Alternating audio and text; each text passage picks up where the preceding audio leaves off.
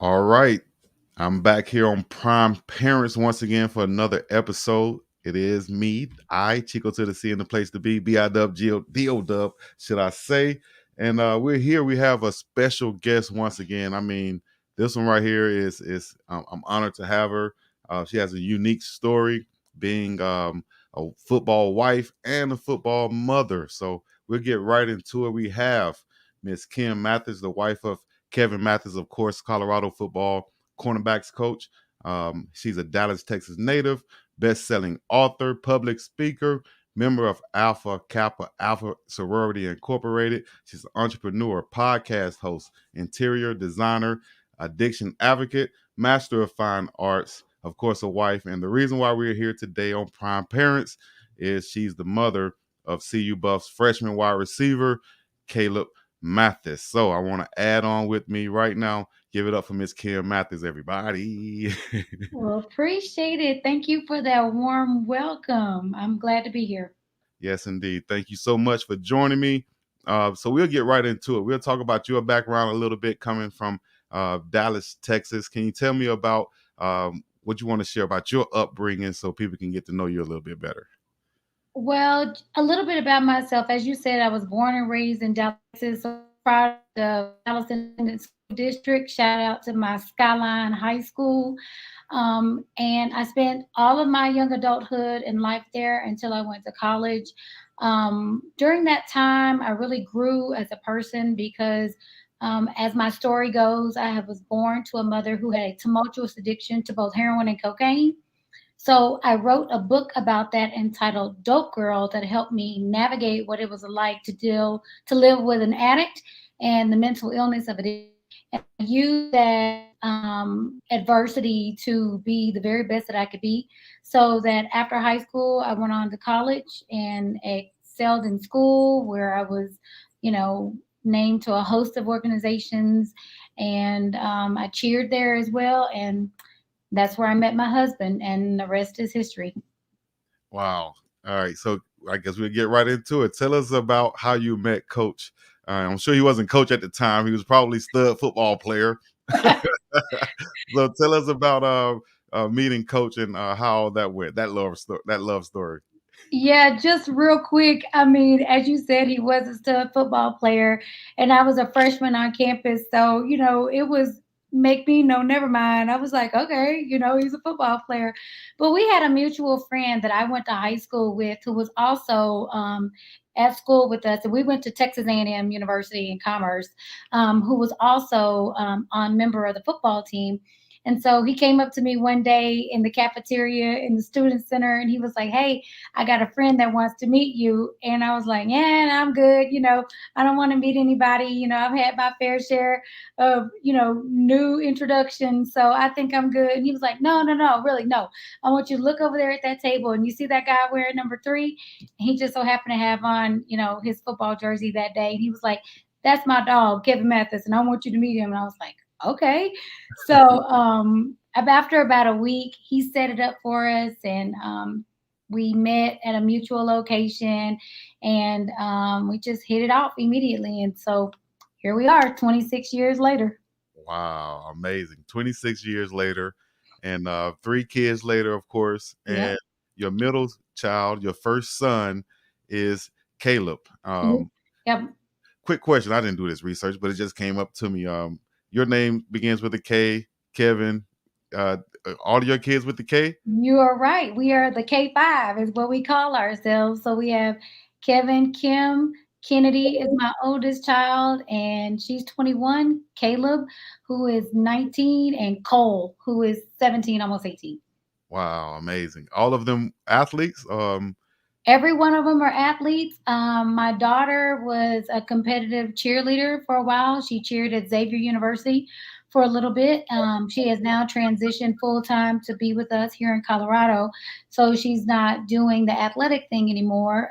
However, Caleb is, of course, my athlete. And then my youngest boy also plays football for Fairview High School in Boulder. Nice. So you guys made that full family transition to Boulder, Colorado. We From did. All 5 of us made the haul. All right. So before we go get to Boulder for sure, let's go to all right, so you have Caleb, and let's go back to the high school days. Or matter of fact, let's go early childhood days. How was Caleb as a youngster? Caleb, as a youngster, was very, very quiet. He was always my mild mannered kid. Never was a man of many words, never was a kid of many words. But whenever he did say something, it was always something worth listening to. He was very inquisitive. Caleb is an analytical brain, as I call him. So he's the one who digests information and processes it before he says anything. So most of us do a whole lot of talking and not a whole lot of listening. But Caleb is my kid that is just the opposite. He does more listening than he does talking, so that whenever he does say something, it's usually something most people need to hear. Right. So I'll take it being that analytical type kid, type brain. He was Yep. a good student. How was he in school? So you hit it the nail on the head because he's an analytical type brain. He was actually very naturally gifted in school, especially in the realm of science and math. Yeah. Caleb, as a kid, was advanced in both of those subject areas, and so he was ahead 2 years of school in both math and science. So even coming into high school, he had already completed half of his high school math and science requirements at his previous school because he had tested at such an advanced level. And a little bit further down the road, when he got ready to go to college and we started entertaining, the college entrance exams and all of that, he excelled really well and scored, an astonishing 30 of 36 on the ACT for college entrance exams. Wow. Okay, so we know Coach Mathis's professional background, and Yep. of course he gets some. I guess we can go a lot of his athletic ability from Coach. Well, we know, or can you tell us about your educational background, which is vast, a little bit? Give the Sure. people a history of yours, because I'm Well, sure, not to cut you off, I'm sure that's where he got that from. You're going to take credit for that. Let Coach I take credit. definitely take credit Yeah. for that. I'm like, Kevin can't have everything. He does get his athletic ability from his dad, without a doubt. Now, I did cheer in high school, so I was an athlete as well, and I cheered 4 years of my college career as well. So I finished, my senior year of college, on the co-ed cheer squad. But as far as my educational background, like I said before, that was something that I always took a lot of pride in. And like I mentioned before, I came from a real tumultuous background where my mom was a drug addict. So I used the educational piece as a motivation factor to get me to where it is that I wanted to be. So I was always, gifted in the areas of English and writing, and all of those things came very naturally to me. So in high school, I graduated with highest honors, National Honor Society. I went on to attend Texas A&M University at Commerce on a full academic scholarship there. And then once I left school, I went on, I was just a mom. I got married about a year after graduating from college. And because Kevin was in NFL, we were busy engulfed in the life of what a professional athlete was like and navigating all of those dynamics and Right. living in two places at once since where Texas is. Now, the thing is, he was, his first team was the Dallas Cowboys. So it didn't, affect us too much in terms of, having to transition. But then just recently, I finished my educational goals and I went back to school and finished my master's degree, Master of English and Creative Writing in December of 2022. So it's 20 years down the road, but I was determined to do it and finish it. And so I'm really, really proud. Wow, as you should be. I went back and got mine later on down the road also. So as you Oh, should be. It's not an easy process to do, and no, whether it's online or in classes with younger people, they, exactly. So Yep, congratulations on that. yep. um, And I have aspirations of getting my doctorate, but then I think about it sometimes and I'm like, yeah, I don't know if I'm really ready for all of the torture of, 15 and 20-page papers. So I'm going to give myself a little bit of a break in time to think about it. So we'll see. and so that led to you writing your best-selling book, Dope Girl, and Yeah. talking about your trauma in your past, and like you said, Yeah. your your mom who was an addict, Mhm. and all the things you went through with that. How did that affect you or inspire you as far as being a wife and a mother? Oh, wow, great question. So, as far as my experience, normally when people are born into adversity, you do one of two things. You either fall victim to the situation, or you do the opposite and you try to find an alternative that has you respond in a way that's more positive. So, like I said, I use my educational, motivation, my educational desires as motivation to create a different path and a different life for myself, because growing up as a kid, I never had a real relationship with my mom because she was battling the mental illness of addiction. And I like to say that she was walking around like a ghost in her own body that we didn't know, because she was so unrecognizable from a mental and physical standpoint.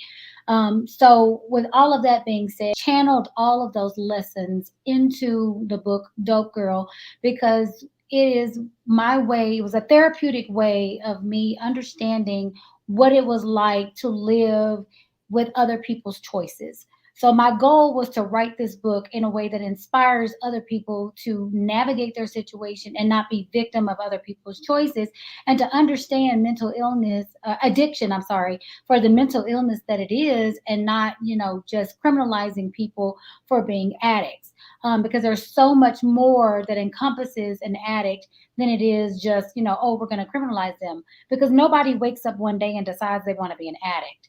Right. Addiction is usually the outward language of an inner unhealthiness. So when we're unhealthy on the inside, we try to find ways to cope. So I channeled all of that energy and those experiences into my book Dope Girl. And whether you have been, somebody that's an addict, or you have any experience with anybody that's an addict, you will find yourself in this book, because it's so much more about addiction than it is about healing from within. Understanding, like I said, what it's like to live with other people's choices, and to create and set boundaries, for yourself, and then seeking God in all things. Correct. Right. I like that. So Mhm. I need to put a link down below for the book for anybody who haven't checked it out yet. Get down Absolutely. below, get the link and or hit the link and check out the book Dope Girl. So uh, into motherhood now. You have Caleb, your second son, Yes. great student in school. You're recognizing all of his talents and capabilities. When is it that you put him on the football field and whether it's youth league or whatever, and he starts to shine or he starts to show these abilities? Well, I will tell you what, Caleb started to show signs of a great understanding of the game early on, because Caleb's football IQ is something to reckon with. Though his physical stature was a lot smaller than most of his peers, it took him a while to kind of catch up physically. But Caleb, whenever he had the opportunity, he was always the kid that made the play at the right time when he was supposed to, because his football IQ put him in a place to where he understood the assignment, and he was always where you needed him to be. It's a reason why the coaches call him Mr. Reliable, because he's exactly where he's supposed to be, and he understands the game on a level that is just really impressive. Right. Now, I'm sure that goes back to his analytical mind, but also how did coach his dad play into that as far as watching film or something, or did Oh he man. watch his dad on TV, or how did that Oh work? man. So Caleb has been watching film, I mean, since he came out of the womb. And it may not be the actual film, X's and O's that the coaches study, but he has been a diehard football fan, since we can remember. And Kevin has always sat him down, and they've watched games together where he's asked him questions about what the receiver was doing, what the defensive back was supposed to be doing, and what coverage were they playing, and teaching him different things. As a child, his absolute favorite team was the Oklahoma Sooners. And so for a very, very long time, he grew up saying that he was going to the University of Oklahoma.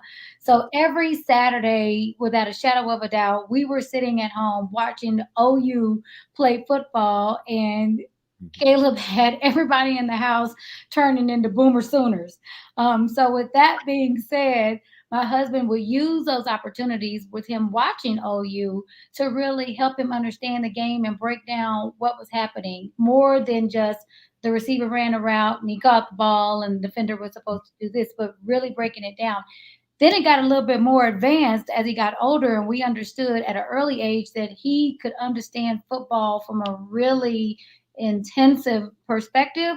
So then it became write it on paper, and Kevin would draw stuff on paper and tell me, okay, where does this guy go? Where does this guy go? And where does this guy go? It was, Yeah. I mean, sometimes I'm like, what are we doing here? But he totally understood it. He embraced it, and it has definitely paid off. Yes, and you can tell. Not jumping too far ahead, but even in the spring game, Mhm. back you could tell Shador trust him to be in Yes. the right places. He was there. He made those plays as Yeah. a freshman, surprised a lot of people. Mhm. Just just being that steady guy and being reliable, like you said, Mister Yes. Reliable. So, Yes. did that go back? Did that start in high school? How was he in high school? As far as an athlete, was he highly recruited? Did people kind of overlook him because of his size? How did that play out? I mean, you're spot on. Caleb, as a high school athlete, he progressed so much within the last 2 years. He was always the kid that you could depend on who understood it from a different vantage point. However, because he was a lot smaller than most of them, his size, I think, got in the way of people's expectations or perceptions. But I think as he started to catch up a little bit, they understood that this kid, has something and he has something special. So Right, he was not highly recruited, I think, primarily because of his size. But the more opportunities that he was able to get, the more people realized that okay, we're overlooking some of his abilities here.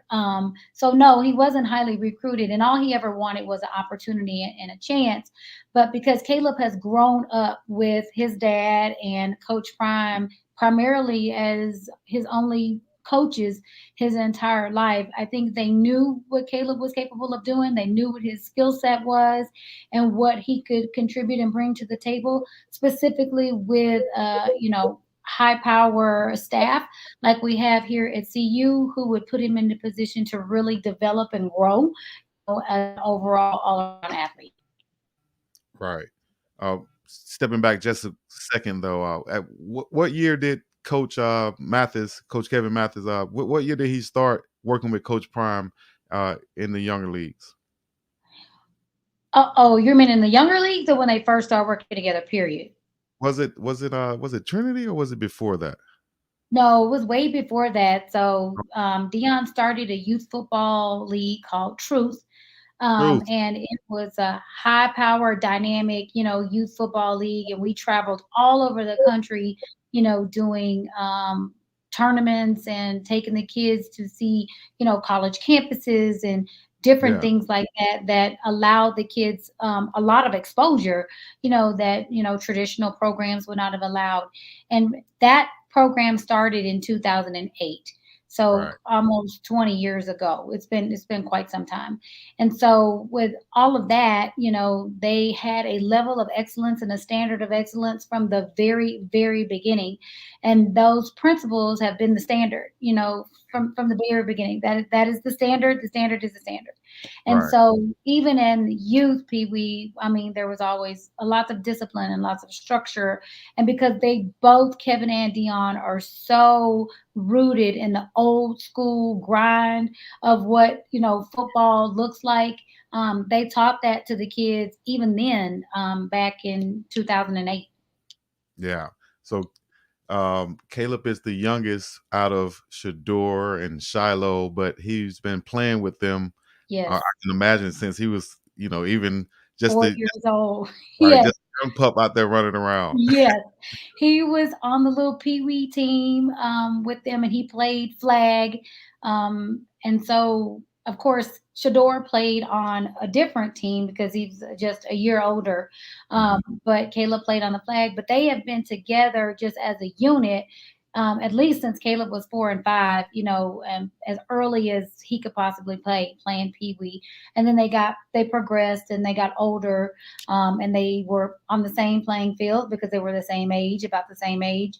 And Yeah. then they went to, Coach Kevin and Deion went to Trinity Christian High School in Cedar Hill, Texas. And then Caleb and Shador were on the team together, and Shador was Caleb's wide receiver. I mean, I'm sorry, Caleb's quarterback. And so he has some experience playing with him, just, as a freshman and a sophomore in high school until Shador made the transition to Jackson State. Right. So that's Mhm. exactly where I want to go to. Jackson State. Shador goes to Jackson State. Coach Prime gets the head coaching job. Of course, he calls his boy, Coach Mathis, to come along with him. He accepts it. Um, do you guys immediately move to Jackson, Mississippi? How does that work? Yeah, the transition. The transition was pretty fast, because it was COVID, so it was a really weird, season. They didn't really, you know, um, play a traditional season when they first got there, but they transitioned pretty quickly. And they got there in January and immediately went to work, revamping the structure, revamping, just their ideology for what they wanted to accomplish, installing their philosophy of I believe and getting everybody to buy in to the mantra of I believe and exactly what that means and how it is beneficial when we change our mindsets and really own what it is that we're trying to accomplish. So they started that process immediately, right after he was hired. Right. So for the parents out there listening, you might have a football or sports spouse or whatever, and you're wondering how do you handle these things. How is it having a husband as a coach and traveling these different places? Because a lot of coaches even go to much more different places than just Jackson and then Hmm. Colorado with Coach Prime. So how is Hmm. that just handling keeping the family together and everything sane? And because Yeah. Yeah, I mean, well, there's no doubt about it. I mean, it is, a lot, when you have to move, multiple times. Luckily, we're fortunate that we haven't had to move a whole lot of places. But it doesn't matter where they go. We're here to support. We're in for the long haul. They are awesome at what they do, and we hope that this train continues to go down the track. But in terms of not being able to, moving around so much, like I said, we've been fortunate that we haven't had to go a whole lot of places. But I will say that with my kids being a little bit older, it has really been beneficial because I don't really have babies anymore that I have to worry about, really suffering trauma from losing friends or being in a new environment or, having to start over. Because mine are older, they're pretty established in their friend circles and in their personalities that they adapt fairly well. And because school is pretty much online anywhere now, Mhm. it is, a much easier transition than in the past or would normally be for most families. The only person that really had to do a little bit more transitioning was my younger son, Cole, who is a senior in high school this year because school is back in session full time. We're Yeah. going to brick and mortar building. We're not, doing online, like we were in COVID. So he did have to make the transition of moving from his high school in Texas to a high school here. And so, but it has worked out just fine. Yeah, leaving a lot of his friends. Correct. So I mean, it's still traumatic, leaving friends no matter what age you are, but it definitely becomes a little bit more bearable when they're older, Mhm. because you can stay in touch and there's FaceTime and you can call and they play video games online together and Yeah, so they find ways to stay connected. exactly. All right, so Jackson State, we're going to Colorado, and Caleb has a chance to join the team now because he's graduating and going to Mhm. college. Um, he's probably one of the first two or three guys we've seen on the well off videos when they got there in the locker rooms and stuff. Became a fan favorite almost instantly. Uh, Mhm. just talk about the transition to Colorado and how has that been for yourself and the family? Well, I mean, The transition has been awesome. I will say the people in Colorado are absolutely loving and welcoming, and we couldn't be more proud to be a part of this community where they are just embracing us with open arms, and everybody is here on a mission to make the University of Colorado, the place to be. So we are excited about the transition. It is absolutely beautiful here, one of the most beautiful states that I've been to. So I mean, hard not to really like. I will tell you, I'm from the South. I'm a Texas girl through and through, so I don't really like the cold. But I will say that it has been. Can you give me 1 second? I'm so sorry. So I don't really like the cold, but outside of that, it is beautiful. So it takes a little bit of getting used to. But I will say that, the people are nice and welcoming. The city has embraced us, and it's absolutely beautiful. Once you find your own community and a group of people that you can attach to, it makes the transition a lot better. And everybody at CU is like a big family. So it has been, it's been awesome for us so far. Excellent. We have some questions, of course, I wanted to get to before we get out of here. So I won't hold you too long. So I'm just going to go through some of the ones that came through on YouTube. This is from Larry. It says, "How has your son adjusted to the demands of college football, both academically and athletically?" Ooh, good question. Caleb thought he had it rough in high school trying to manage, a rigorous course academic load and, play football, but he had not quite experienced, adversity, or not adversity, but he had not quite experienced stress the way he had until he got here, because, the demands are just so much greater when it comes to, D1 athleticism and football programs, and then the workload of what the academic requirements look like on this level. So he is adjusting. I will tell you, as a parent, I have had to be on him more than ever about his grades, because though Caleb is very naturally athletic, academically gifted, he's tired so much more than what he probably, would have been on a high school program. So I have to do constant check-ins, hey, did we do this? Hey, did we turn this in? Hey, send me this. Let's look over and make sure you did everything that you're supposed to do. Was this one on time? Just trying to keep him afloat and holding him responsible and accountable for what his, academic responsibilities are, because we're a student first, and not an athlete, but we're a student first. And so he's adjusting much better this semester because he's had the spring underneath him and now he understands what to expect.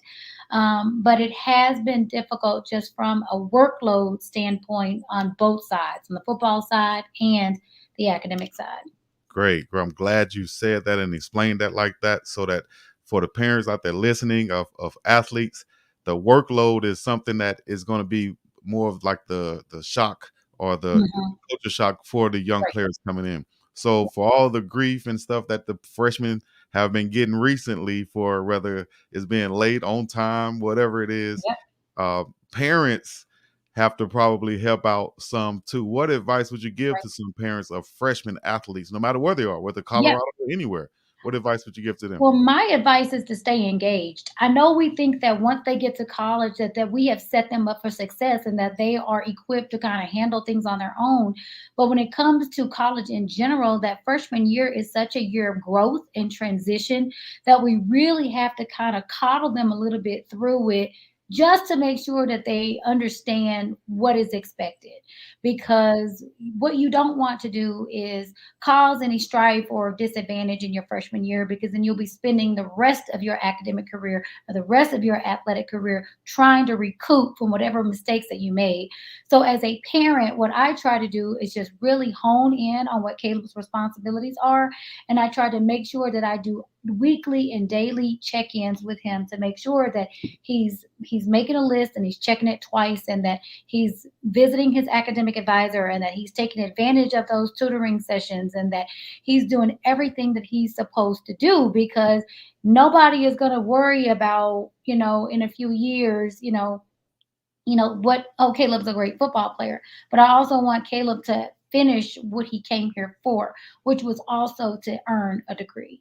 And Exactly. so, just as a parent, because that is so pivotal to us and pivotal in my household, I want to make sure that I do everything that I can to hold him accountable. Now, I will admit he doesn't like it, because in some regards he may feel like I'm babying him, but I know that at the end of the day, he'll be happy that I stayed on him and didn't just leave him to his own devices, Right. because, because Power 5 is demanding, Mhm. these kids are tired. They're exhausted. He did a video on one of his YouTube channels where it was a day in the life. And I think he started at 5:30 a.m.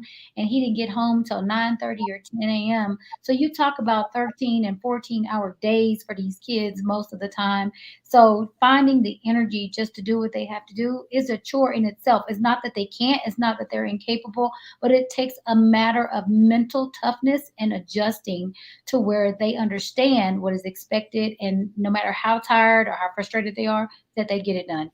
So my advice to parents is to make sure that you stay engaged. Don't leave your kids to their own devices. Check, check, and double check. I think that answers the second question of how do you manage communication with your son, especially during the busy football season, to ensure a healthy parent-child relationship. Hmm. I think that's kind of answering it right there. Just Yeah, staying involved, staying engaged each and every day. yeah. You can stand on top of things, just making sure that he's, Yep. being responsible. We text a lot, back and forth. And, sometimes I can always tell whether he's in class or in a meeting or, at practice or something, depending on how quickly he responds to me. But I text him often to make sure that he's good. And my question is always, you good, sunshine? You good, sunshine? To make sure that he knows I'm here to help you and assist you in whatever way that, you need me. So I try to keep the lines of communication open. Don't just talk to him all the time about football or school, but check in for his mental health and his mental well-being too, and just to make sure that he's handling everything, in a healthy way. Right. Um, Lighter question: did Caleb play multiple sports coming up? He did, actually. He Okay. did. He played basketball, and he played baseball, and he did a little bit of track. He wasn't a sprinter, of course. Caleb was more of a distance runner. So Mm. he did the 800 and the mile a couple of times. He was pretty successful at that. And he played basketball all the way up until about his freshman year of high school. And then that's when he decided that he was going to be exclusively football and concentrate on that wholeheartedly. But he did. He played soccer as well. He was a great little soccer player. I was going to say, I He was thought a great little soccer player. He yeah, was very nifty. you can see that with his moves on the field. I was going to say, I Yes, thought he he was was a a soccer player. great little soccer player. I almost forgot about that. But yes, so he played soccer, baseball, and basketball. Right. Okay. How do you handle game day emotions, and what rituals or traditions do you have to stay positive and engaged? Ooh, ooh, that's a good one. These game day emotions, I tell you, they take me back to the days of the NFL when my husband was playing in the NFL, and you just have those nervous jitters because you want them to do well and you want them to have some success, and you want my child and every coach out there to walk off Mm. healthy, Yep. and injury free. And so, game day jitters, I really just try to hone in on the fact that God has called him to such a time as this. And he has groomed him to be, in this situation and with this opportunity. And though he's still waiting for, his opportunity to break out as at wideout, we know that it's coming and that he will be there eventually, because Caleb plays inside, not outside. But Hmm. right now, he's taking advantage of his opportunity on special teams, and he's doing well on the kickoff team. So managing my game day stress, when we get ready to kick off, I'm just like, Lord, don't let him miss the block. Don't let him miss the tackle. Just let him be successful and in the right place and focused to where he can execute exactly what it is that we know he's capable of doing. And side note, he made the first tackle in the TCU game on the kickoff. He did. He did. The very first tackle of the primetime era. Prime era, yeah. He That's did. for that. That special teams is important also. A lot of people don't realize how important special teams Oh, are. yeah. It's the third element of the ball game. It Yep. can, as we've seen this year, it can sway the ball game one way or the other. Yes, it can. And Yes. most NFL players have played special teams at some point in college, and sometimes they come into the league playing Yes. special teams. So that's Yes. very important. My husband has instilled in Caleb that you have to play special teams and be well rounded in order to hone skills in other areas. That Hmm. special teams is just as important in anything else, and you use that to your advantage, to just take advantage of your opportunity.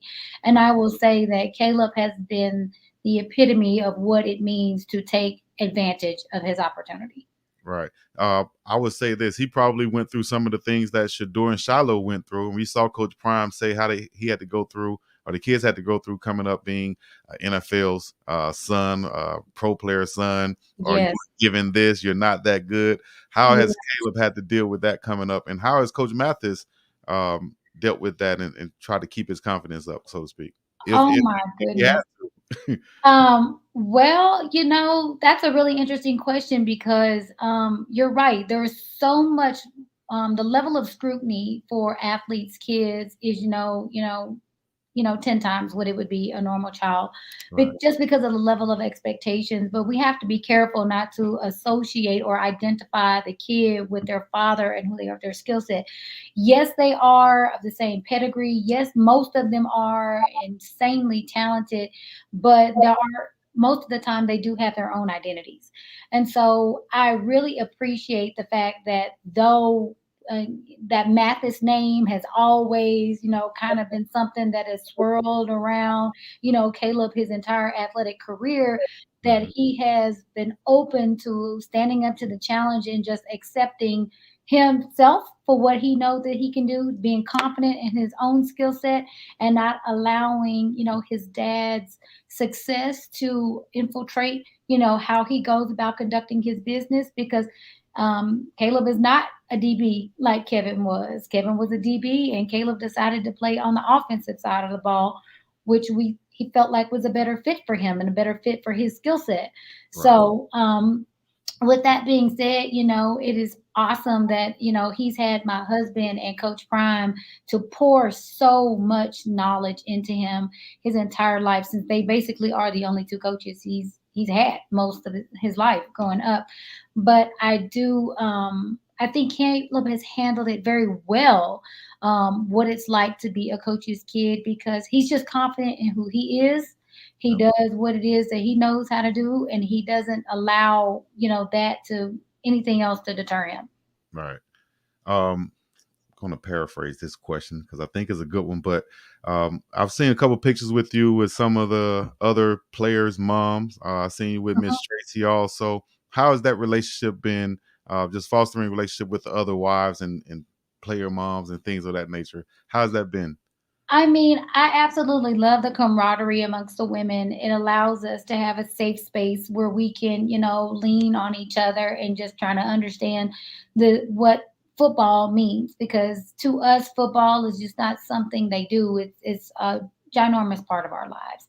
Yeah. So I love the ability to be able to lean on other parents and other women who are in this arena who can understand challenges that other women who are not in this world might not be able to understand what those pressures are or what those expectations are or what daily life is like, making sure that we have created, nice home environments and that, we have, all the tools that we need to be successful. So I appreciate all the village of women who are pouring into my life and that I can call at the drop of a dime Mhm. because for us mothers who have kids that are out there, we all just want them to be successful and we all want them to, just have the best experience possible. So being able to call another sister who understands is just, a lifeline that we can't take for granted. Okay. All right, we're gonna we at what 39 minutes right now. Make sure you guys get down in the comments and let us know what you think about this. Also, get in the link below. You can get Miss Kim Mathis's best-selling book, also called Dope Girl, and support Caleb in his NIL situation with the jerseys and things at the Colorado NIL store. I have a link down below for that. Also, how cool is it to see and to be able to purchase gear with the name on the back and your son's number? How cool is that for the NIL nowadays? I mean, when I tell you, it is definitely strange and weird. I mean, you see other people doing it from other programs prior to Caleb becoming a college athlete and, making it to this level and having the opportunity to, make an impact here, have his own experience here. You Yeah, see players or parents, with their kids' jerseys on, and it's awesome. But being able to experience it, I will tell you, it is a little bit weird because I'm like, I cannot believe that I can click on a link and my child's name is on the back of his jersey, and I didn't go make it myself. right. Like back in the day, that's what we had to do, right? You had to go make it yourself. Exactly. I mean, it's just something to be proud of that, God is giving him this unbelievable opportunity, and Mhm. that in the world of NIL that he can actually benefit in some small way from, his name and his image and his likeness, so that, he can just continue to do great things. So I am stoked about it, and it is definitely weird. I'm glad I don't have to make them myself anymore. All right. What are some of the off-field skills and or qualities you believe are important for your son's success, both in football and in life? Ooh, some off the field skills. One of the main things I would say would be time management. Mhm. His time management is literally everything, and learning to alleviate procrastination. But all of that comes with first a changed mindset, and just understanding that if I've got a changed mindset and I understand that time is valuable and it is the one commodity that we can't get more of, it's the Mhm. one thing that we can't get back, that you take advantage of your time and that you use it wisely. So understanding the value of time and how to prioritize that is something that I think is most beneficial on and off the field, and learning how to alleviate distractions and that lead to procrastination. But all of those things start with a mindset and understanding the value in all of that first. Amazing. I like that. So speaking of mindset, let's get into Coach Prime and how he has changed the mindset of shoot everybody who's know anything about something about Colorado football. Right. Uh, he's come in there and done amazing things. Your husband's right there with him. Caleb's been a part of it. How has Mhm. he been experiencing this and being a part of it also? I Just seeing mean, it unfold in front of you.